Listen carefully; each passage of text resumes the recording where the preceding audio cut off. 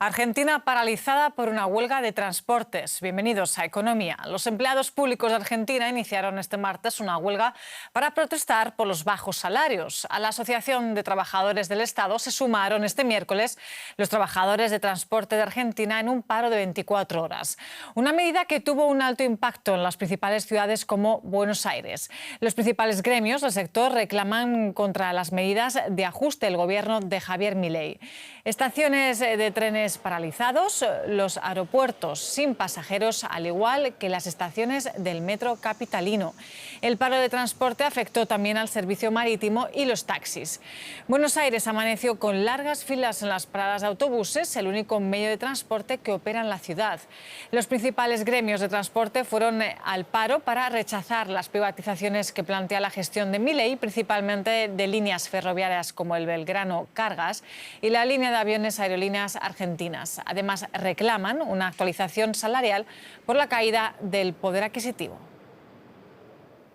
Y hablando de Javier Milei, el presidente argentino expulsó de su gabinete a la ministra de Asuntos Exteriores, Diana Mondino, por votar en la ONU contra el bloqueo de Estados Unidos a Cuba. Y es que la Asamblea General de Naciones Unidas aprobó este miércoles una nueva resolución que pide el fin del embargo de Washington a La Habana, vigente desde hace más de 6 décadas y que condiciona el día a día de los habitantes de la isla.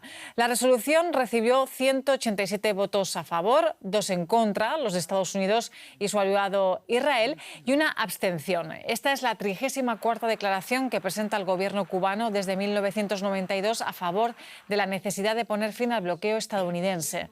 La resolución no vinculante supone una victoria moral para la isla, aunque, como ha ocurrido en otras ocasiones, no tendrá efectos prácticos. Y en México, la presidenta Claudia Sheinbaum firmó este miércoles un decreto por el que petroleros mexicanos y la Comisión Federal de Electricidad vuelven a ser empresas del Estado luego de haber sido privatizadas en 2013.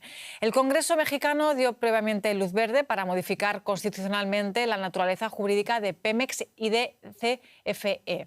Los cambios constitucionales tienen el objetivo de garantizar la seguridad y autosuficiencia energética, además de proveer de electricidad al menor precio posible. Sin embargo, la estatal Petróleos Mexicanos perdió unos 8.000 millones de dólares en el tercer trimestre de este año y constituye el principal riesgo fiscal de esta administración de cara a la calificación crediticia de México. Pemex necesita multiplicar sus inversiones para revertir un prolongado declive de su producción de crudo, que en 2004 alcanzó un pico de 3,4 millones de barriles diarios.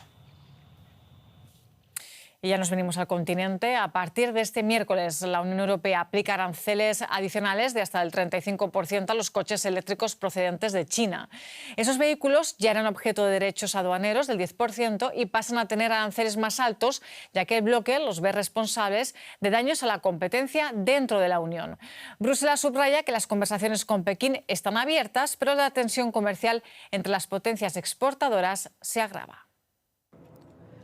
Los autos eléctricos chinos se abren paso en Europa. Su cuota de mercado crece rápidamente, también porque los autos son un 20% más baratos que los fabricados en Europa. La razón son las altas subvenciones chinas, dice la Unión Europea, por eso ahora se les aplican aranceles adicionales. El fabricante SAIC tiene que pagar la tasa más alta, 35,3%, pero Tesla y las empresas alemanas también se verán afectadas si fabrican coches eléctricos en China y los exportan a Europa. Con los aranceles, la Unión Europea busca proteger los puestos de trabajo y sus empresas. Muchos en Europa temen verse inundados de autos chinos. Impuestos a los chinos, sí, más aranceles, porque nosotros en Europa nos defendemos mal. Por su parte, China se defiende de la acusación de que subsidia a sus fabricantes y ha presentado una queja ante la Organización Mundial del Comercio. Este es un acto de proteccionismo y dañará la cadena de suministros entre China y la Unión Europea, afectará los intereses de los consumidores europeos y socavará la transición verde de Europa y la lucha contra el cambio climático. Europa no está sola con sus medidas. Estados Unidos incluso grava al 100% los coches eléctricos chinos. Turquía también impone aranceles elevados. China amenaza ahora con contramedidas. Alemania en particular podría verse muy afectada. China es uno de los mercados más importantes para la industria automotriz alemana. Por eso Alemania se ha opuesto hasta el final a los nuevos aranceles. Como decimos, entran en vigor los aranceles a los autos importados de China. Hablamos ahora con nuestro compañero en el Centro Financiero de Frankfurt. José, la medida ha dividido a fabricantes y capitales europeas. Hasta el momento, Pekín ha tomado medidas contra el brandy, golpeando sobre todo a Francia. ¿Podría el gigante asiático ir más allá, tomar más represalias? Hola Belén, ¿qué tal? Pues de momento hay de esas dos vías abiertas de investigaciones. Por una parte a la carne de cerdo, que afectaría sobre todo a España, y también a los productos lácteos. Y Belén, aquí por ejemplo en Alemania los fabricantes también temen que China pudiese tomar represalias en cuanto a vehículos de gasolina de gran cilindrada, una medida que los expertos apuntan que golpearía sobre todo a Alemania, porque en el año pasado en torno a 1.200 millones de dólares en valor de este tipo de vehículos alemanes hacia China se exportaron.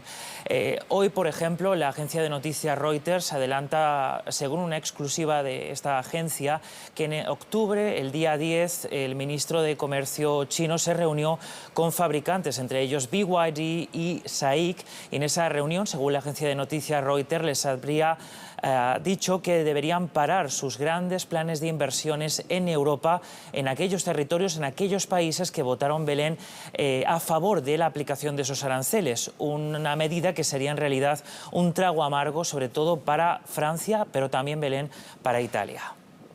Y José, ya lo comentábamos, aún con aranceles ya en vigor, las negociaciones siguen en pie. ¿Cuál podría ser la solución que tanto Pekín como Bruselas vean razonable? Pues Belén, hasta el momento se han hecho 8 rondas de negociaciones y, como tú dices, las negociaciones continúan en pie y efectivamente está en el horizonte, está planificada una 9ª ronda de negociaciones. Al parecer, la vía en la que se está trabajando es negociar un precio mínimo para la importación de estos vehículos fabricados en China. Aún así, sería una medida, como ya se pueden imaginar, compleja por todas las piezas, por ejemplo, que lleva cada uno de esos coches. Otra medida, Belén, podría ser la de poner un tope al número de vehículos importados desde China. Por el momento, los pronósticos es que, a pesar de todo, en el 2025 el 15% del mercado europeo esté representado por marcas chinas y todavía, Belén, se desconoce cuál será el impacto a nivel de ventas de estas marcas, pero también de precios. ¿Quién va a pagar ese aumento de los precios que es previsible que ocurra con la aplicación de los aranceles? José David Navarro, gracias desde la Bolsa de Frankfurt. Y cambiamos de tema, dato del día. La economía estadounidense tuvo un crecimiento sólido del 2,8% anual en el tercer trimestre. A menos de una semana de las elecciones presidenciales, el PIB crece, aunque no alcanza las previsiones previas de consenso que anticipaban un 3%. En el periodo de julio a septiembre, la mayor economía del mundo creció, aunque, como decimos, a una tasa menor, gracias principalmente a un aumento en el gasto de los consumidores, las exportaciones y el gasto del gobierno. Las importaciones, que son una resta en el cálculo del PIB, aumentaron. Conectamos ahora mismo con Ana Nieto en Nueva York para comentar este resultado. Ana, a la espera de que se conozca el dato del empleo del viernes, este es el último gran informe sobre la economía antes de las presidenciales. ¿Es tan saludable la marcha del país como indica la tasa de crecimiento? Ese es el sentir de muchos analistas, que no están dudando en usar términos como fuerte o sólido para referirse al ritmo de crecimiento. Por supuesto que el informe en su detalle tiene luces y sombras, pero el agregado es positivo.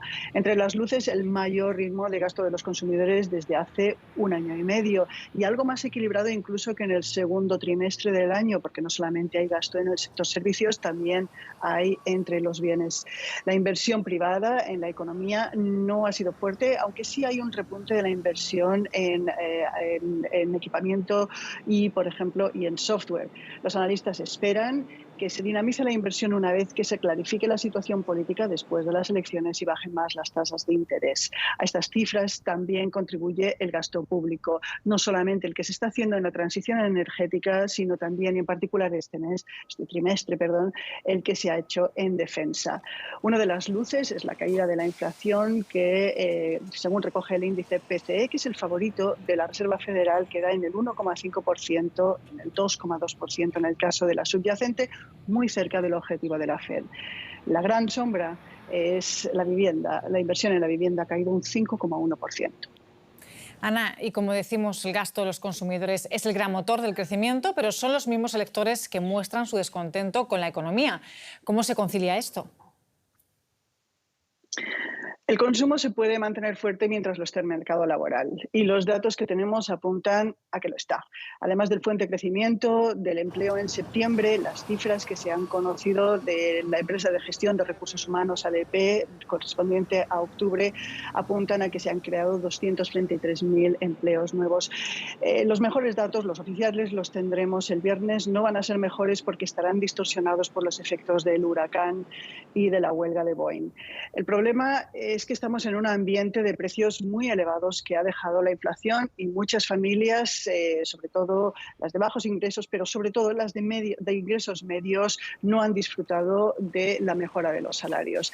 El legado de la inflación duele porque además ha dejado muchas familias contra las cuerdas. La deuda de las tarjetas de crédito está en máximos históricos y ya en el segundo trimestre se notó como la morosidad crece entre las gente que tiene tarjetas de crédito y préstamos para comprar automóviles. Ana Nieto, gracias y hasta la próxima conexión. Gracias. Llegamos al final de la economía, pero ya saben que pueden seguirnos en nuestras redes sociales. Soy Belén Palancar y en nombre de todo nuestro equipo de noticias, gracias por elegirnos y nos vemos en la próxima emisión. Hasta pronto.